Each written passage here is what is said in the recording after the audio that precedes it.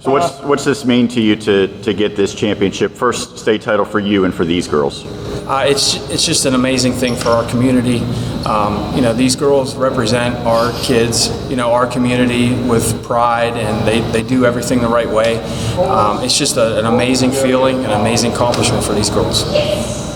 They scored too quick on you early. It's the first time it's happened in a while. Yeah, I think everybody was a little nervous, and they come out and they got the walk and they got the big hit. They caught the gap, and that kind of started up a little bit there.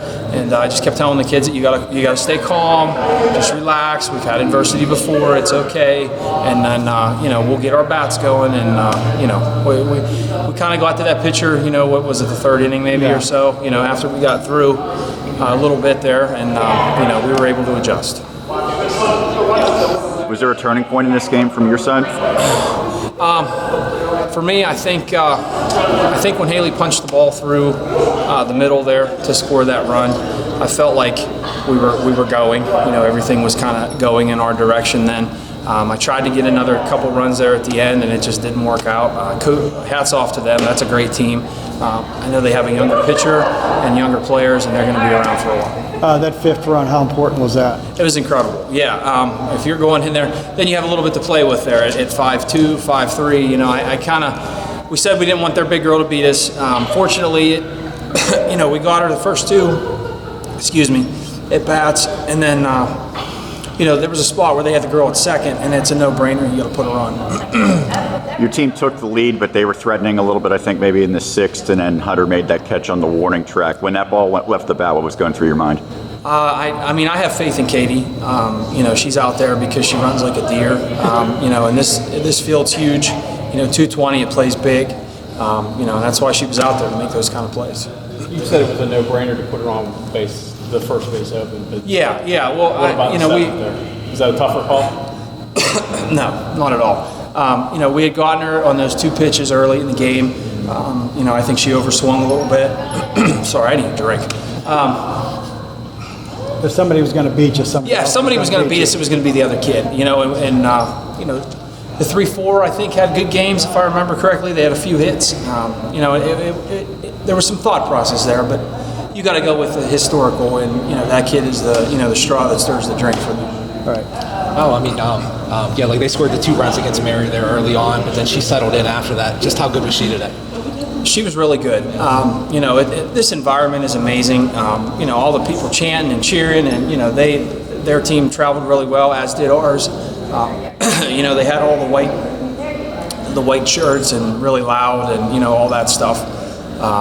It was a pretty tough environment, but we got it done. Yeah, just to share this one with your 2 daughters on the team. Just how good does that feel? It's incredible because I was only going to have them for this year on the same team. I have a senior and a sophomore. Last year, COVID stole our year. That would have been 2 years with them. Being a little bit of a dad right now, it's something that I'll never forget. You know what I mean? Just all of our girls. I've had some of these girls when they were, 7 years old, 8 years old, little at the YMCA, hitting them little pink gloves and all that stuff. And, a lot of them, I love them like little nieces. That's what they've been around, been around me for a while. They know what they're getting, and I know what I'm getting from them, so it's a special group. It's a very special group.